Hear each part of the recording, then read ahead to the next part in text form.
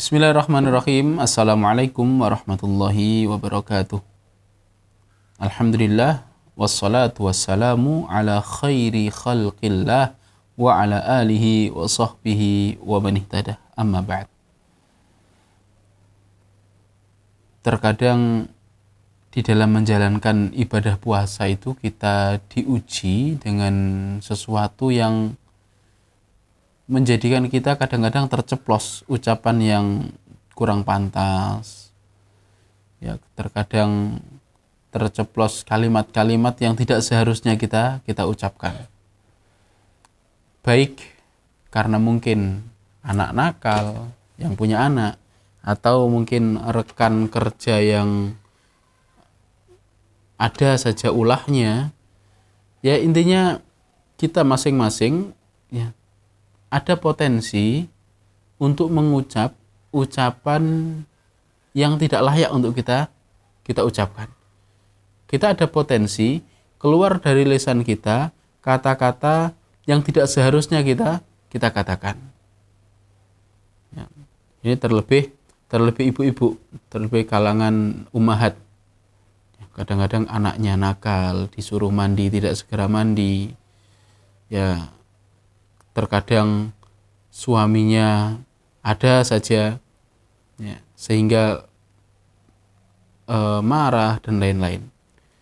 Saudara sekalian, rahimani wa rahimakumullah,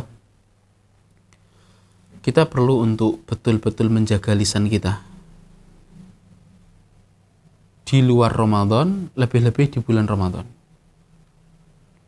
Ada satu hadis yang diriwayatkan oleh Imam Muslim, di mana Rasulullah mengatakan, "Idza asbaha ahadukum yauman sha'iman fala yarfuth wala yajhal fa inimru'un syatamahu aw qatalahu falyaqul inni sha'im inni sha'im."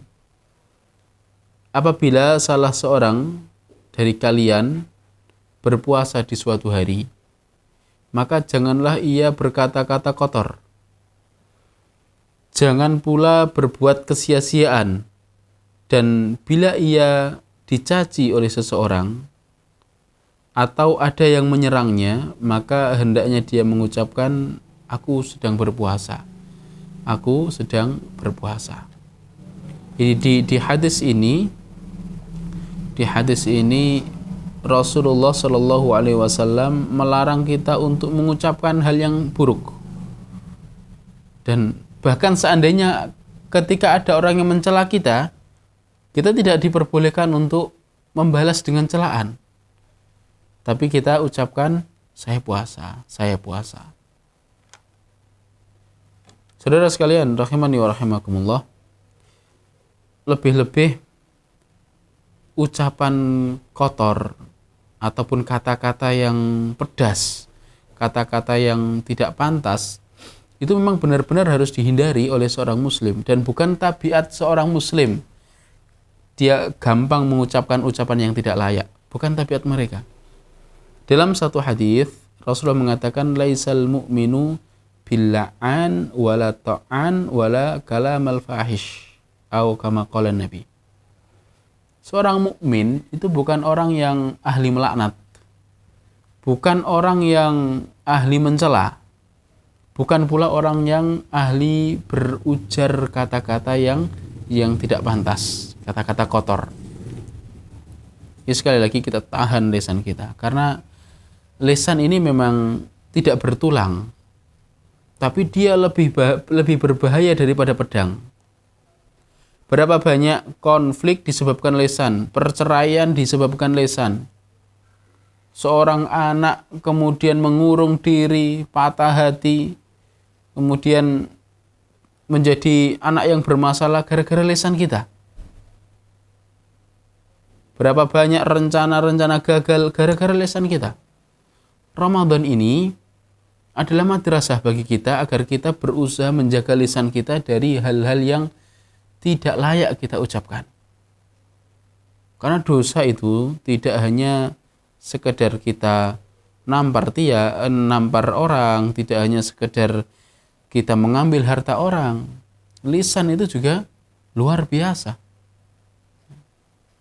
Pernah suatu ketika Rasulullah Shallallahu Alaihi Wasallam marah kepada ibu kita Aisyah. Ketika Aisyah sedikit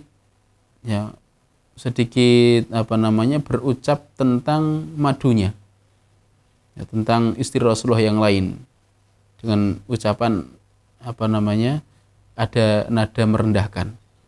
Rasulullah langsung marah kepada Aisyah dan Rasul mengatakan, wahai Aisyah, sesungguhnya engkau telah mengatakan perkataan yang jika dicampur dengan air laut maka akan mengontaminasi, mengotori air laut tersebut. Ini bahayanya lisan kita. Ya. Maka sekali lagi perlu bagi kita untuk berpikir sebelum kita berucap. Dan itu memang tanda orang cerdas. Orang cerdas itu dia berpikir baru berucap. Adapun orang bodoh dia berucap dulu. Jadi lesannya lebih dulu daripada akalnya, offset lesannya. Nah, saudara sekalian, rahimani wa rahimakumullah, lebih-lebih hasil ucapan kita ini bisa jadi Dracula yang menyedot pahala kita. Ada satu hadis yang di mana Rasulullah mengatakan atau bertanya kepada para sahabat, atadruna man al-muflis? Wahai para sahabatku, tahukah kalian siapa orang yang bangkrut itu? Kata para sahabat mengatakan, al-muflisu fina man la dirhamalahu wa la dinar. Kalau menurut kami ya Rasulullah, orang muflis, orang bangkrut itu orang yang tidak punya dinar, tidak punya dirham. Kalau bahasa kita mungkin tidak punya emas, tidak punya perak, tidak punya rupiah, tidak punya saldo. Jadi ini orang bangkrut menurut perspektif daripada sahabat.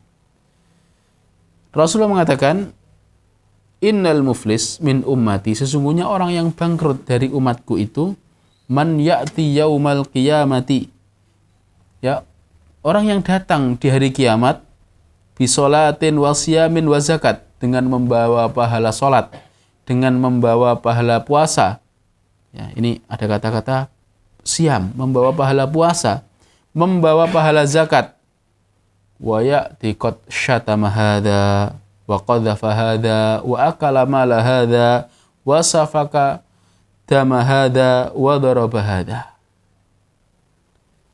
Namun dia ini pernah mencela ini, pernah menuduh ini, pernah kemudian memakan harta si ini, pernah menumpahkan darah si fulan, pernah menampar si fulan.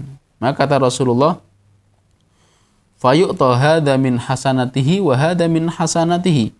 Maka ini orang yang terdolimi ini akan diambilkan atau akan diberikan pahala dari orang yang mendolimi.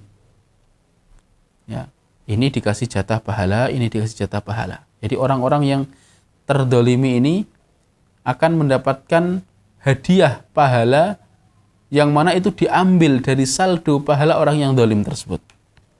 Kata Rasulullah, fa'in faniyat hasanatuhu, maka jika habis kebaikan orang yang dolim tersebut, qabla ayyuqdama alaihi, sebelum selesai, sebelum tuntas pertanggungjawabannya, sebelum tuntas tuntutan-tuntutan yang ditujukan kepadanya, ukhidha min khotoyahum faturihat alaihi thumma turiha finnar. Ini kata Nabi. Jika saldo pahala dari orang dolim tersebut sudah habis dibagi-bagikan kepada orang yang terdolimi, sedangkan urusannya belum selesai, tuntutan kepada dia belum tuntas, maka Allah akan mengambil dosa-dosa daripada orang yang terdolimi akan diberikan kepada si dolim. Maka dia bakal terlempar ke neraka. Mengerikan. Wallahi, demi Allah mengerikan. Kita lapar, kita berlelah-lelah membaca Al-Quran, berlelah-lelah sholat tarawih, berlelah-lelah dzikir, berlelah-lelah zakat, dan lain sebagainya. Semua itu membutuhkan energi, semua itu membutuhkan waktu. bahkan biaya. Kemudian gara-gara kita tidak bisa menjaga sikap, tidak bisa menjaga tangan, tidak bisa menjaga lisan kita, maka semua yang kita usahakan diambil orang dengan gratis. Rugi bukan? Maka pantas Rasulullah mengatakan muflis, bangkrut. Dan ini lebih mengerikan saudara sekalian daripada bisnis kemudian bangkrut, modal tidak balik. Lebih mengerikan ini. Karena ketika kita bisnis, modal tidak balik, kita bisa kemudian usaha lagi. Ya, tapi kalau urusan ini di akhirat kita bangkrut, sedangkan di akhirat kita tidak bisa beramal lagi. Kata Ali, bahwasanya akhirat itu darul jaza bila amal. Ya. Akhirat itu hari pembalasan, sudah tidak ada amal. Nah, kita tidak bisa berbuat apa-apa, tinggal kita gigit jari ketika melihat kebaikan-kebaikan kita diambil begitu saja oleh orang-orang yang pernah kita zalimi. Na'udzubillah min dzalik. Jaga lisan kita, jaga sikap kita, semoga kita menjadi pribadi yang beruntung. Assalamualaikum warahmatullahi wabarakatuh.